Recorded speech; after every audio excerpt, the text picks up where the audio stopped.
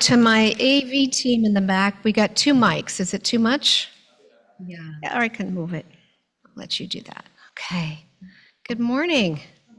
Good morning. Good morning. So I see some familiar faces, some not familiar faces. So again, I'll just introduce myself. I'm Catherine Jonas. I'm a licensed marriage and family psychotherapist and a geriatric case manager, and have subspecialties in pituitary disorders and also a major neurocognitive disorders, which is the fancy term for dementias. And my company is CJ and Associates Care Consulting, and we do case management and counseling. And we work very closely with the Immaculate Heart community. So I'm happy to be here, and I do have a end time at 11, so we're gonna spend the next 45 minutes talking about 2 very important topics: forgiveness and gratitude. So I'm going to go over some kind of key points about these topics, but what I really like is participation from the audience. So don't be shy. I may look to you or ask you how you kind of manage forgiveness in your life, or what you do to maintain gratitude. The first thing I want to do is I always like to know who my audience is.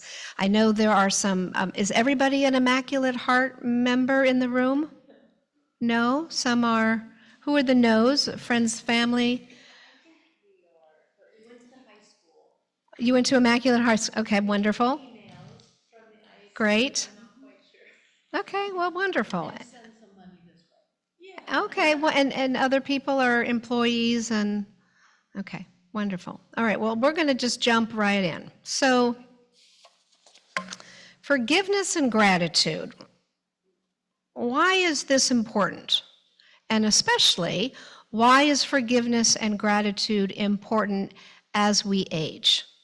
Right? The gift of life that we have here on this planet as we know it, in all the aspects of what's going on in the world, locally, politically, environmentally, and other continents as well. We really want to look at why is gratitude and forgiveness important as we age. So first of all, and I'm going to read some notes that I've put together here. As we age, forgiveness and gratitude becomes paramount. We've heard of people taking their last breath at the end of their life with remorse, regret, pain, where they haven't forgiven. It's not a life or an end of life that I personally want to have. And so that's why I think it's important as we continue to age to look at those aspects. What grudges are we holding? What resentments do we still have? Do we need to let go of something in the past where we were hurt by someone? Or did we hurt somebody? So forgiveness and gratitude is essential for emotional well-being. I usually term that peace of mind, where we're not anxious, right? Depressed, where we're kind of like free spirit. It's very important, forgiveness and gratitude, for healthier relationships, right? Where we hold on to past hurts, right? And how do you maintain those relationships today? And overall life satisfaction. Would you agree? Okay. As Christina and I, my associate and I, were driving here today, I was thinking, I wish there was a magic pill for forgiveness, right? Because I think all of us in this room and those that are watching us today would agree that if only there was a pill that I could take that would make me forgive that person. Like, I don't want to forgive that person. He or she shouldn't be forgiven for the trespasses made against me or them or my community or my state or my country or the world, right? So, but if we think about forgiveness, and I'm going to kind of separate the 2 topics, we'll get to gratitude in a little bit. When we don't forgive, or when we sit in that realm of resentment, who does it hurt the most? And we all know that, right? There's books on forgiveness, but for the most part, it's really about us, and it's not them, because they don't even know that we're holding all of this kind of angst and emotional turmoil. So forgiveness brings inner peace. What do I mean by inner peace? Or what's that mean for some of you in this room? What does inner peace look like to you? What's it feel like? Anybody? Okay, it feels good. We like that. We want to feel good. Okay, a joyful, relaxed state. Anybody else? Inner peace? Go ahead. Awareness. Awareness, okay. Someone else? Oh, I love that. In your grandmother's arms, inner peace. Wonderful.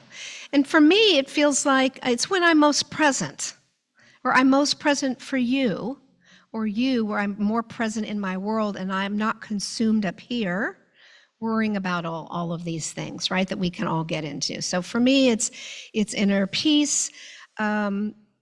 And we want to try to maintain as much of that, whatever that feeling is for you, because that reduces, and there's studies, it reduces stress. Now, there's stress in the world, right? We know that. But it reduces our ability to cope with stress. It's really about coping with stressors. It's not about maybe getting rid of the stress, because life is full of stress, driving, traffic, sick parents, children, whatever your life is full of. Anxiety and depression will increase over time without maintaining some peace of mind, inner peace, presence. Anybody agree with that? Okay, and again, that kind of goes back to like being in the moment, okay, and looking at where you are in regards to holding grudges and resentments. We also see physiological changes in people through studies. What do you think when we hold all that angst and turmoil? What do you think some of the physiological signs are in a human being? Tension, great. Where? Okay, tension in the face. Where else? Gut issues, okay. GI issues, gastrointestinal, we've heard of all of that. Those are highly stress driven, okay. What did you say? Blood pressure goes up. Thank you very much. Blood pressure can go up. How is that not a significant physiological sign? Some people get headaches, right? Some people just have muscle pain. So the body and the mind and the spirit are very well connected. So we want to be mindful of that as well. Emotional freedom are some other topics and phrases that I like to use, peace of mind, and stronger connections with people, okay? Forgiveness. And studies even show that forgiveness boosts longevity. Okay, which is, I think, the majority of people's goal is longevity, right? We've been given this gift of life, and the gift is to live the longest as possible. And if that's the case, and if we look at the current trends today of how long people are living for, you really want to clean up the past and live the life to the fullest. So, and also anxiety and depression. Anybody ever heard of anxiety and depression? Okay, there's a lot of that. So again, looking at forgiveness and where we need to kind of let go of some of the hurts. So that's all nice and fine and lovely to say. So how do we do that? How do we forgive? Maybe sometimes it's easy to forgive, maybe sometimes it's not. Right? Would you agree? Say that again? Ah. Looking at a situation from a different perspective. That's interesting. Yeah, exactly. Maybe someone hurt me, but maybe I have a part in that argument, right? You know, it usually takes two when there's a miscommunication or an argument between two people, right? To kind of look at that. Yes.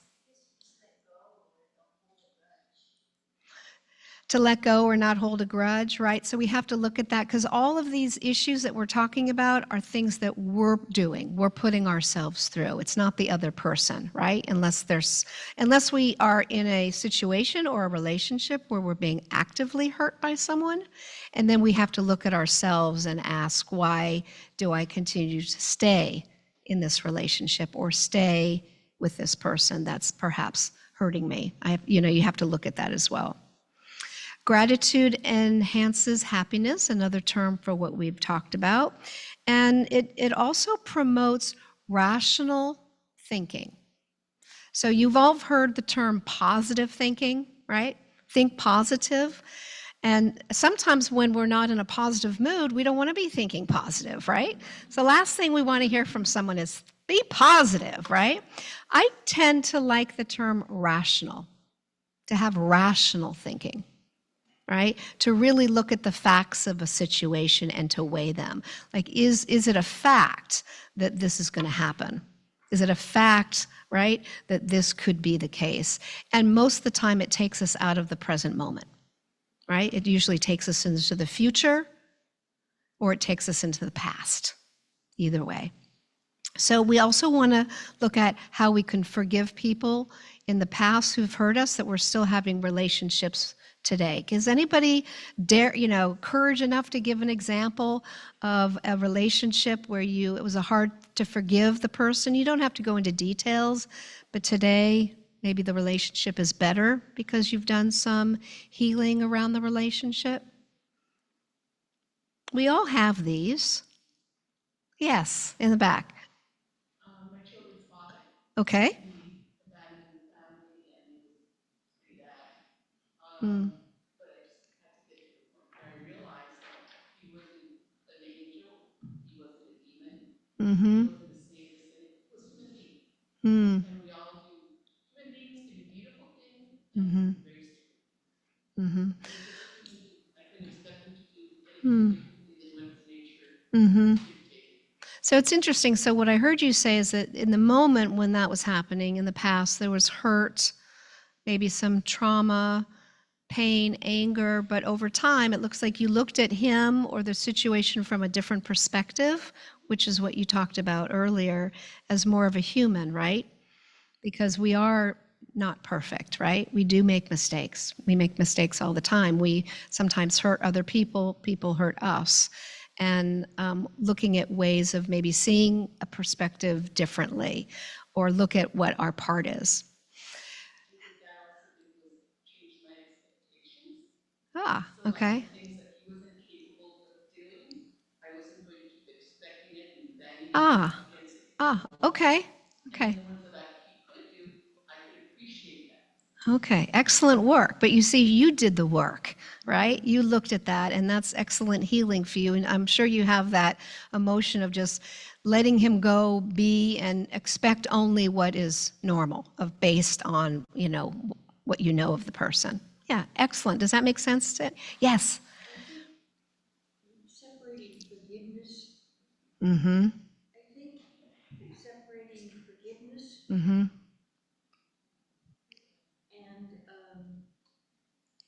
Forgetting. We hear forgive and forget. Yeah. Forgiving is one thing, but no, but you don't have to forget it. Mm-hmm. You just have to kind of rethink, Excellent. redo how you think about it. Yeah, excellent. It's important not to forget the things, right? Or forget the past if there was a significant, in history, we can look at, of massive amounts of people that have been in trauma or pain. We don't forget those things. Hopefully we can learn from them.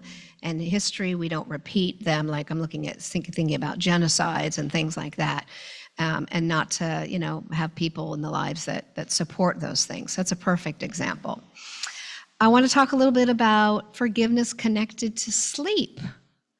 So how do people sleep right now in this room? Are we sleeping okay? Up and down? Up and down, intermittent sleep. You may fall asleep, but you wake up and your mind is racing, or it's hard to fall asleep, or waking up too early. So that's very common too, where we get stuck in our sleep is affected. And living a life where we're holding on to grudges and resentments can also affect the immune system, right? And there's studies around all of this. So if we want to embrace what's happening in your life today, know that how you think of things in your life also affects how you react and relate to your future legacy. What do I mean by that? Excuse me, if Yeah. anyone wants to speak, just raise their hand so we can get We'll a mic find so you. the Zoomers can hear too. So feel free to speak and participate. Absolutely. So what do I mean by legacy? Legacy. How people will remember you, right? When you've left this earth, how people will remember you. So if you live a life of anger and resentment and grudges, you're going to be remembered that way. And for those of you in this room that may have children or nieces and nephews, they're like little sponges as children, and they relate to us, and they see that. That's what I mean by legacy. I don't mean about money that you may donate to a charity. I mean about how you were in society, how you lived your life on this planet, how you chose to behave in certain relationships or have people in your life that you chose to forgive. So all of those are benefits. The hardest thing is to do it. Is anybody in the room currently not forgiving anybody? Anybody? Not forgiving anybody? It's okay. It depends on the situation. Okay. There's also yourself. Ah, what about that? I was going to get it. What about that? What about forgiving oneself? Can you say something about that?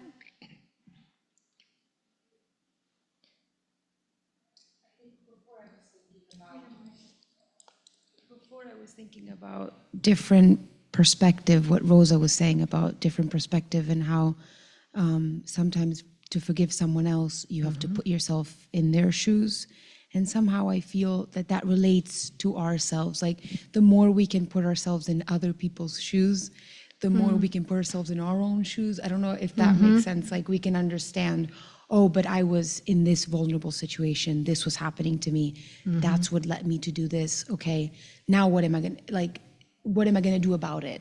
And that if you actively do something good, then you can, it's easier to forgive yourself. Does that make Yeah, sense? excellent, Like if you take excellent. responsibility for what you've done, it seems hard at first, but then you can actually do something good about it and feel better. Excellent example, because I was going to start talking about forgiveness of self. Perhaps something that happened in your past where you did something that you don't feel good about. We work with people that have addictions, right? And people that have maybe caused harm, domestic violence to family and friends. You know, how do we forgive ourselves with that? Okay. Anybody else about forgiveness, self-forgiveness? Yes, Christina. So I would like to speak about the situations, two different situations. One part is a bad person comes to your life and does something bad for you. And you kind of offended at the person, but you're also offended at yourself because you allowed this person to act in a specific way towards you. And also in regard of not forgiving somebody for a long time. For instance, my dad, he was not very responsible person towards me, towards my family. And it was very hard to say to myself, okay, let him just live his life and concentrate on something else, on something that he brought to your family, not only on the bad things. And I think it's a very hard work to find strength in yourself to see the things from different perspectives. Thank you very much. So we all know about forgiveness as we're learning today, if you haven't really kind of taken a deep dive into it. And I think it's just kind of, I like the woman over here, you mentioned the word action. You know, a lot of times when we think about the word love, forgiveness, hope, it's important to attach an action step around them. And sometimes when you want to forgive somebody or maybe having a hard time forgiving them, what kind of action step can you do to kind of move that pain and past hurt through? Does that make sense? Maybe you send somebody a card, right? What about if somebody doesn't want to forgive you, right? Any situations like that in life, right? Yes. Can I go back to the forgiving others? Yes, absolutely. Because I do think I have a situation with a neighbor where there was like the last straw. And then with the daughter, I tried just the mother, and then I had to draw a line in the sand. Yeah. And then with the daughter, because I have daughters, I had to draw a line in the sand. And I feel like I always say, I wish them the best, but it's hard to take an action because I actually still feel like I need that line in the sand. I think it's an appropriate line, but I have a hard time feel like, even though I'm like, oh yeah, I forgive them, but, and I get it, and you know what I mean? But I don't feel like I can really, I don't really know what action I can take, because if I open that gate a little, and it's not my favorite place to be, but it's been a couple of years where even though I feel like I have forgiven, there hasn't really been an action. I'll wave. That's an action. That's the only action. And maybe the action is the boundary that you're holding and taking care of yourself that way. Yeah, That's an action too. Boundary, because The boundary's otherwise there's a important. threat. Is that the point? Yeah. Okay. Not like a but yeah. But yeah. It's a sensible boundary, but it does prevent actions, because I was always compassionate until I just had to draw that line. Yeah. Okay. Right, that's what I It was just saying. doesn't- Exactly, Joanne. It the doesn't boundary. feel, I mean, when you said action, I was like, yeah, but there's still this weird holding pattern feeling. It doesn't feel like a done deal. And I do wish,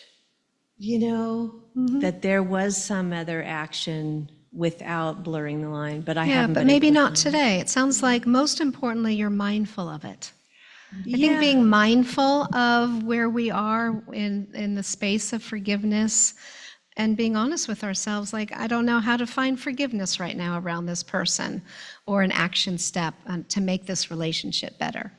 Because you don't know what will happen, Yes.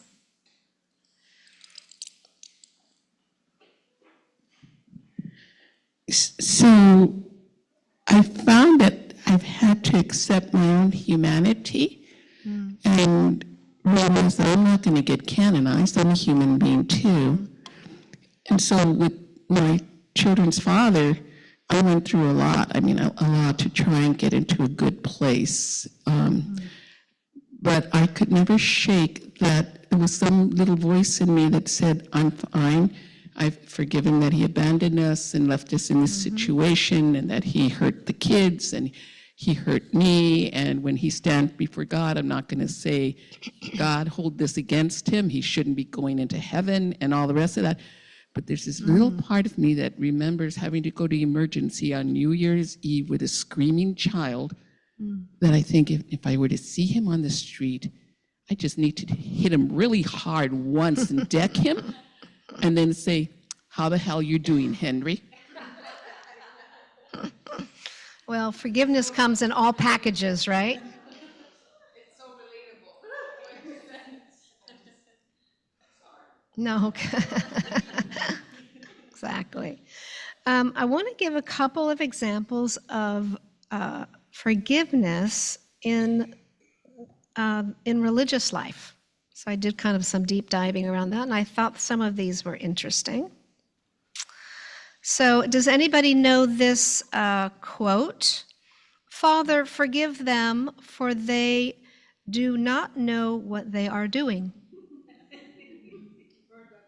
Yeah, have you heard that before?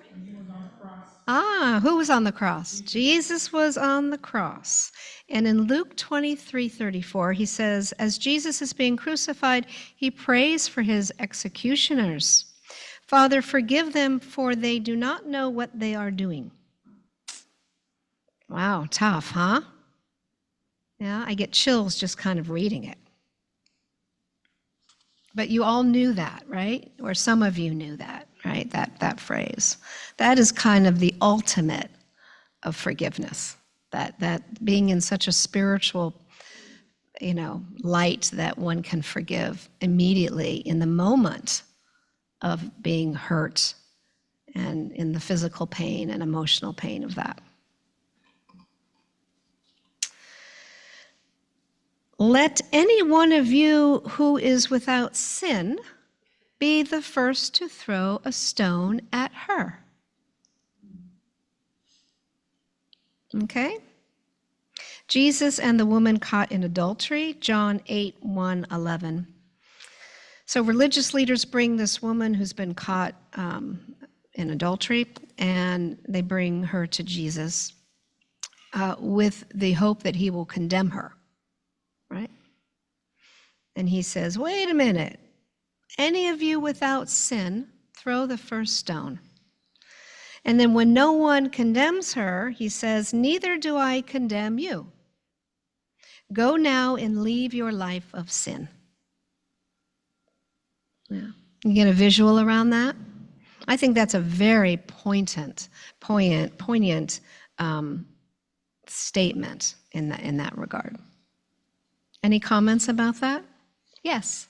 Have you heard the joke where that happens and then somebody throws, oh, sorry.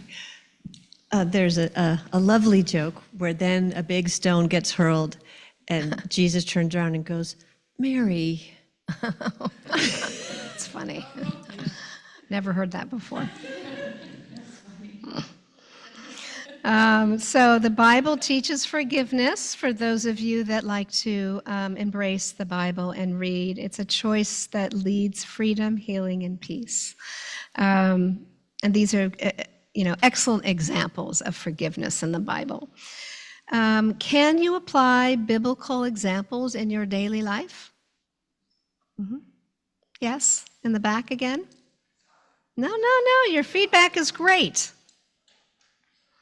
Looking at Jesus's reported last words on the cross and thinking of what's going on even today, I think it's a recognition that everybody that does things that really are very, very destructive aren't necessarily dealing with the person in front of them, but with their own inner demons and with someone who might have hurt them before, or a situation that might have hurt them before. And they see this person in front of them, and it's like a Twilight Zone. They're dealing with their demons. And I'm thinking, Jesus had all these people at the cross. Right now, we're looking at ice dragging people away, and you're wondering, how can you tear a child out of its mother's hands? How can you, don't you have any kind of compassion? And it's kind of like, you know what? That person has some really deep inner hurt that's brought them to the point where they justify doing this because they're going after, quote, the bad guy that happens to fit the description. So if we think about world religions, in Islam, which is a world religion, there's a lot in the Quran about mercy and forgiveness. And there's a quote, "Say, O my servants who have transgressed against themselves by sinning, do not despair of the mercy of God." So this emphasizes about God's infinite mercy and encourages believers of this faith to seek forgiveness and extend it to others. Hinduism talks a lot about, in their books, about forgiveness. And it teaches forgiveness as far as leading a deeper spiritual life and focuses more about deepening the spiritual growth and looking at inner turmoil in oneself that blocks the forgiveness of others. In Buddhism, hatred does not cease by hatred, but only by love. This is the eternal rule. So in Buddhism, you see that there's a lot of writings about love, self-love, loving thy neighbor, which we also see in Christianity, and as a way of letting go of the resentments and the hurts through the action of love, right? Remember, when we think of words like love, hope, forgiveness, always try to attach an action to them. Right? It's easy to just say, I love you, but what do your actions show? Okay, so in Buddhism, we really see that. In Judaism, there is a day called Yom Kippur. Anyone ever heard of it? It's the Day of Atonement.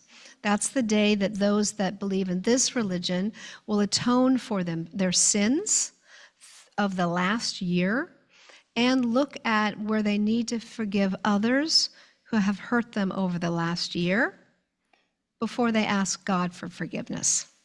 So that's one day a year according to, yes, Pam. And what it is the ritual is called tashlech. What people do is they go to a body of water or someplace, and they empty out their pockets in a symbol ritual of emptying out any kind of bad feelings, and that's at that time when you really do try to forgive people. Yeah, thank you very much. So the universal message along all religions is forgiveness is seen as a path to inner peace, spiritual growth, and stronger human connectiveness. It allows individuals to move forward and heal and live more meaningful lives. So if we look at forgiveness also, the more we forgive, the more longevity studies have shown, which is an interesting kind of research project, that if we're going to live as long as possible, and that's the goal, we really want to have a life of that peace of mind, right? And really also being focused and mindful of, the daily work. And we're kind of going to get into gratitude, but the daily work at the end of the day of how my day was today. How did I do today? How was I in that traffic? How was I at Ralph's when the woman at the register was taking too long? How was I toward her? Was I snippy? Right? Did I thank her? How was I in it's really doing a reflection at the end of the day, right? Do I need to apologize to someone that I've harmed them? Do I need to look at that? I think it's important to do things like that at the end of the day. Just kind of a little check-in. So let's talk a little bit. We have about 15 minutes left about gratitude, which I think, in my personal opinion, is a lot easier to do than forgive. So, gratitude, we've all heard that word, right? Being grateful for what we have, right? And you probably have all heard about the benefits of a gratitude list. Anybody do gratitude lists?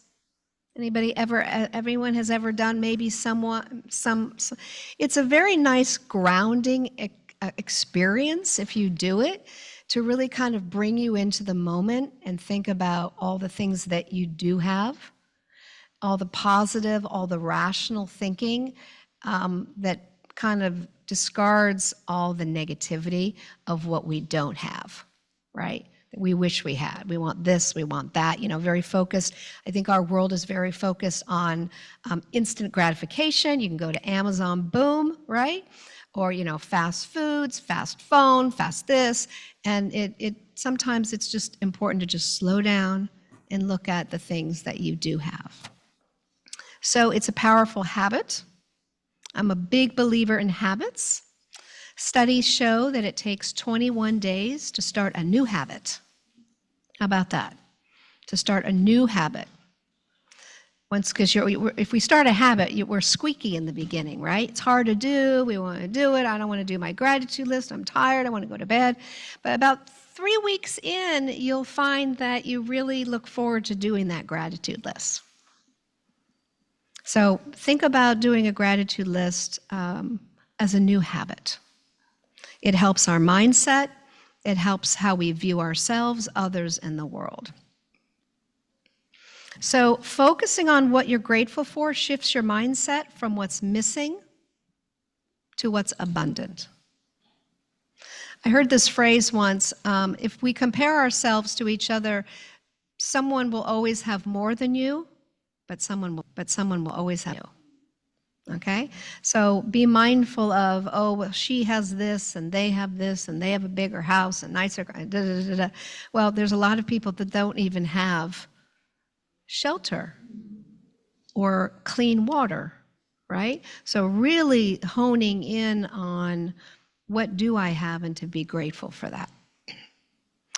Having gratitude reduces stress, reduces anxiety, keeps us out of depression, and keeps us out of self-pity. The deadly self-pity, right? Where we all go there sometimes. We may not even be aware of it, but we go to self-pity where we kind of feel sorry for ourselves and for our situation. Gratitude, being grateful, can really pull us out of that. And again, all of these little tips that I'm giving you today that I'm sure you've heard of or read about, it just can help, again, keeping you in the moment to living a better life to the best of your ability, and just to be mindful of it. Gratitude improves relationships. You know, it's easy to kind of go through relationships and take granted for the person that takes care of us or takes care of the house or goes to Costco to get the water or the paper towels, or right? How often are we saying to our partners, our mate or friends, that we're grateful for them? Thank you for everything that you do to take care of, you know, this house. Thank you for the littlest things. And to express that, again, to be an action with the word gratitude. We look at gratitude to enhance better sleep. Again, there's studies, lower blood pressure, which we talked about, and an immune system. And I really like to focus on, you know, I always like to think about, you know, mental health is a rapid growing issue, as we all know, in our world. And it's important to look at what you need to do each individually to keep mental health right up there with physical health, right? We all say that it's important to get good sleep, it's important to get to eat well, to exercise. We all know that, right? But mental health today is huge. So you really want to be mindful of what you can do to keep the anxiety, depression, other issues at bay. Gratitude keeps us in the moment, keeps us present. Even the smallest little things to be grateful for. So I have a handout here, and what we're going to do is take about 5 minutes and just free write with your pens things that you're grateful for. And just do free association, write anything that comes to your mind.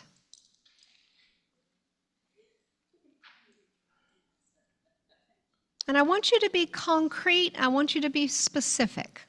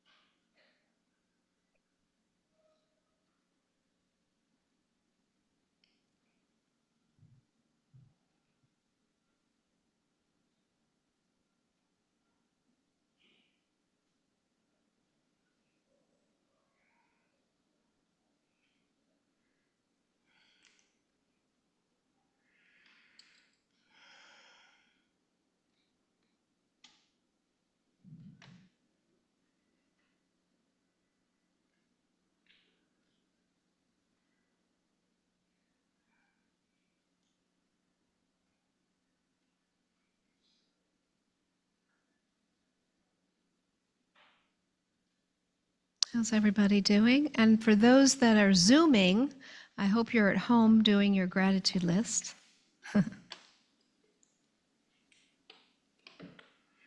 I see some people ferociously writing.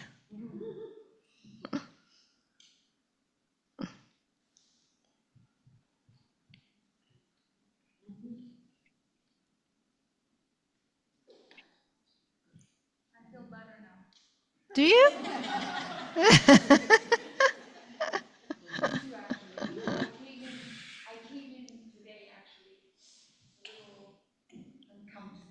Hmm.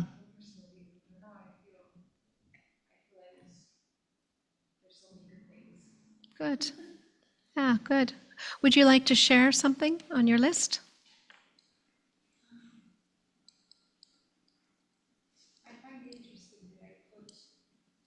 Natural beauty, and then I put natural beauty, and then right after I put technology. That's so controversial. But I mean technology in its old, in its real meaning, as in tools. Like this is technology. That's what I meant as in technology. And I wrote down technology, natural beauty everywhere to appreciate, and then technology to improve. Somehow Thank you. it's Beautiful. interesting. Catherine, Catherine, Catherine. Anybody else care to share something they wrote? Yes, Anne? Gratitude, thinking about what you have and being grateful for it, keeps in perspective when the problems come. Thank you. Excellent point. Because there'll always be the problems, right? Or the stressors. Yet there's always things to be grateful for. I'm just grateful God gives me a new day. That maybe I didn't do so well yesterday, but He's given me another chance to respond in love and service. Wonderful. Thank you. Yeah, definitely something to be grateful for. A new day, right? We have a chance to do a little bit better today than we did yesterday, or try on something different, or see a different perspective. Anybody else? You have a couple more minutes. Who? Alicia, you are Agnes. muted. But when you have your comment or question, I can dictate it for you. Grateful for I've been on this prayer group for like 10 years, and it's 6 o'clock in Atlanta, and I have to wake up 3 o'clock every morning. And I'm so grateful for that. And I just wake up. Sometimes I don't, my alarm comes on and I fall asleep, but it's okay. But I'm so grateful for them. I don't know them, but they're like my family. They're so supportive of me. They pray for me and my son Zion. I'm grateful for good friends like Joanne, Pam, because I've been estranged from my family for 10 years. And they want to get back with me now, and I'm in a place where like I don't miss them, but I still love them because I'm a family-oriented person. So I'm asking God to help me to let go and let them back in. But I don't want to be taken for granted, you know? Yeah. I'm grateful for my older brother. And I'm grateful every day that I wake up, I could have a deeper relationship with God. Because I Beautiful. could see how he's working. And when he talks to me, to listen to that still small voice, to make decisions. So I'm grateful for that. Excellent. Beautiful. Yeah. We've got a person on Zoom Oh, interested in great. sharing something they're grateful for. Somebody on Zoom. Fabulous. I'm grateful for that. That's wonderful.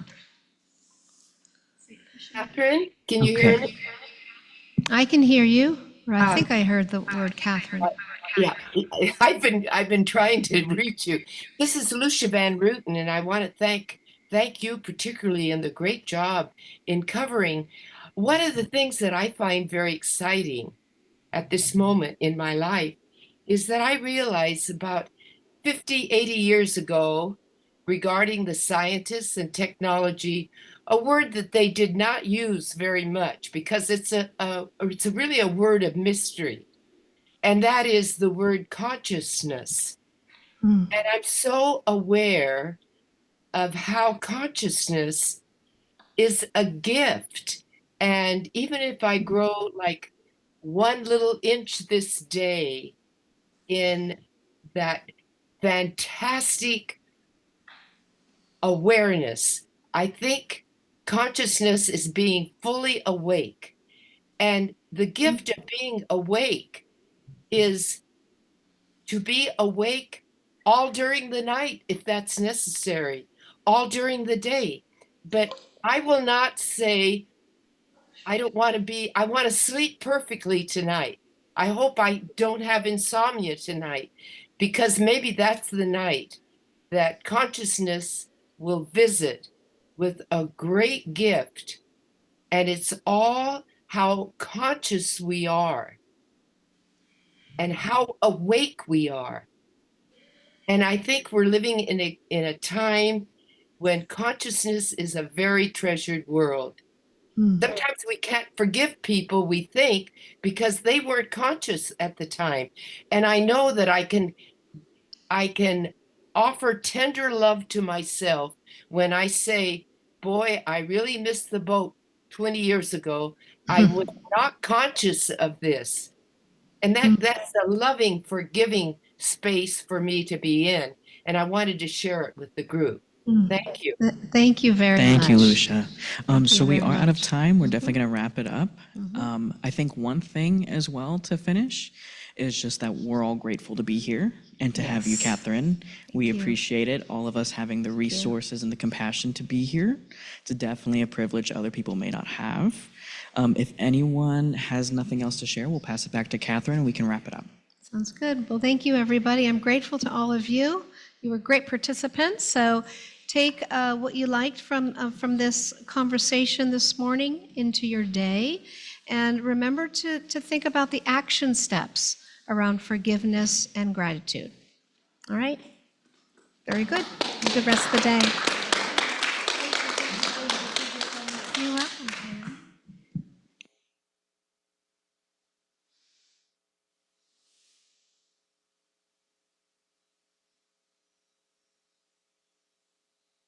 Better? Yay. Okay, so I want to show my appreciation as well.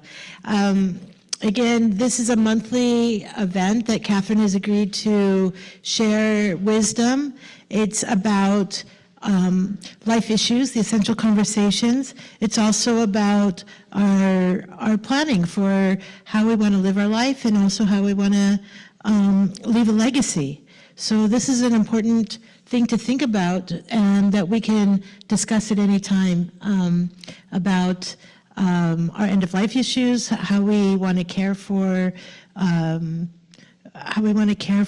legacy is really important. So the next meeting is on April 25th, and the topic will be grief and support. And then following that, we'll have Michael Ventura from the Chumash tribe. And he'll be talking about cultural preservation. And so the Immaculate Heart has a lot of different efforts, and one of them is working with Indigenous communities. We've supported through scholarships and through other means the Indigenous population, so this will be an interesting topic to come to. Also on the table, you'll find a sign-up form for our Friends of the Heart. So if you are thinking about wanting to affiliate in some way, this is our new support group that we started. It's no charge. If you want to donate, you're welcome to. But we would love to have you at least get on our mailing list, get on this special support group called Friends of the Heart, and you'll find volunteer opportunities, and you'll find out other ways to support or to come together to learn programming. And then the last thing is we're having a Lenten retreat on April, don't get old, April 5th and 6th. And it's with noted theologian Ilia Dilio, and there's now a 2-for-1 special. So there's flyers out right on as you exit. So that will be very interesting. Not only a really intimate conversation, partly in person and partly on Zoom. And you'll have to note that it's going to be at a local church down not too far from here. So invite people. It's a great way to have conversations on a spiritual level besides the social justice level. And I think she intertwines it. So that's going to be pretty exciting. Now we invite you to stay, mingle, stay seated, or Mingo food will be out at 11:30. We'll have lunch, and then we'll have a very interesting lecture on it's on the criminal justice system, but especially on people being able to take care of their records, expungement primarily. So thank you again, and next time we'll be on time. Thank you.